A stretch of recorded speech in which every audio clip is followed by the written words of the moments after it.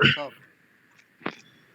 Baik, Assalamualaikum warahmatullahi wabarakatuh. Waalaikumsalam Eh, warahmatullahi wabarakatuh. di sini kami akan mempresentasikan file sistem distribusi. Kelompok kami terdiri dari saya sendiri, yaitu Muhammad Akmal Akila, Ujang Herlan, dan Tereja. Langsung saja ke materi. Tolong slide selanjutnya. Nah, di sini kita akan menjelajahi definisi, jenis, keuntungan, tantangan, kasus penggunaan, pertimbangan, dan rekomendasi. Dan selanjutnya, nah, definisi sistem file distribusi itu terbagi tiga. Satu, pendahuluan. Pendahuluan ini adalah pengaturan penyimpanan data yang tersebar di banyak lokasi fisik atau virtual. Yang kedua, ada manfaat, meningkatkan ketersediaan, keandalan, dan stabilitas pada lingkungan dengan banyak pengguna. Yang ketiga, contoh Adobe Distributed File System dan Google File System. Lanjut ke slide selanjutnya. Nah, jenis-jenis sistem file distribusi ada tiga juga. Yang pertama, sistem file terdistribusi simetris. Setiap node memiliki akses yang setara terhadap sumber daya. Yang kedua, sistem file terdistribusi hierarkis. Nodes terorganisir dalam hierarki dengan nodes pusat yang berperan penting. Yang ketiga, sistem file terdistribusi replikasi data diduplikasi di beberapa nodes untuk meningkatkan ketersediaan. Dilanjutkan oleh Tereja. Silakan. Selanjutnya ada keuntungan file di sistem distribusi itu dibagi menjadi tiga. Yang pertama, ketersediaan tinggi dapat diakses bahkan jika ada kegagalan pada beberapa node. Yang kedua, skalabilitas. Sistem dapat dengan mudah diperluas untuk menangani peningkatan beban. Yang ketiga, kecepatan akses. Pengguna dapat mengakses data dari node terdekat dengan cepat. Selanjutnya, ada tantangan dalam sistem distribusi. Konsistensi data, mengelola replikasi file dan penggabungan perubahan yang dilakukan oleh banyak pengguna. Yang kedua, manajemen keamanan, memastikan akses yang tepat dan melindungi data dari ancaman. Yang ketiga, pemeliharaan infrastruktur, memerlukan perawatan dan dukungan yang terus-menerus. Selanjutnya, ada kasus penggunaan file system. Dibagi menjadi tiga. Yang pertama, pusat data.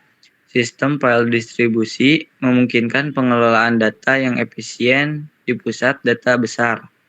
Yang kedua, tim jarak jauh. Pengguna dapat dengan mudah berbagi dan mengakses file meskipun berada di lokasi yang berbeda. Yang ketiga, penyimpanan awan atau cloud computing. Pengguna dapat menyimpan dan mengakses file mereka melalui layanan penyimpanan awan. Selanjutnya, dilanjutkan oleh Ujang. Oke. Selanjutnya di sini ada pertimbangan saat memilih sistem file distribusi. Di sini ada kepentingan bisnis. Kita bisa melihat dan bisa menggunakan file sistem distribusi ini di dalam bisnis kita. Dalam industri, kita memerlukan ruang penyimpanan yang cukup besar dengan dengan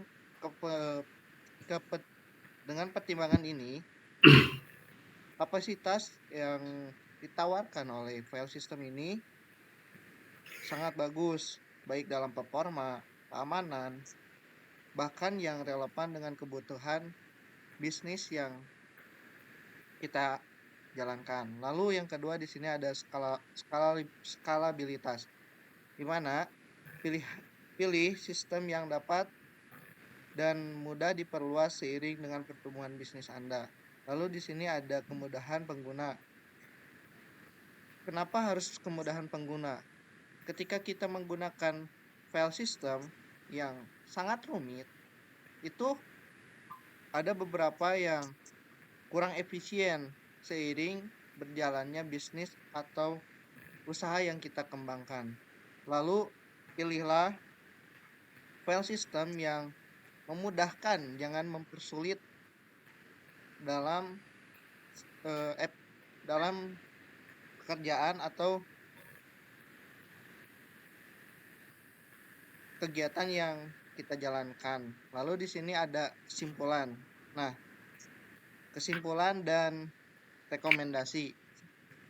Dalam presentasi ini kami telah menjelaskan tentang file system distribusi di mana banyak sekali file system yang kita ketahui, salah satunya di salah satu komputer atau handphone kita, di mana di komputer atau laptop itu ada drive C, data D, data E, dan lain sebagainya. Nah, lalu di sini rekomendasi kami adalah untuk melakukan evaluasi lebih lanjut dan memilih sistem yang paling sesuai dengan kebutuhan dan tujuan bisnis. Kenapa harus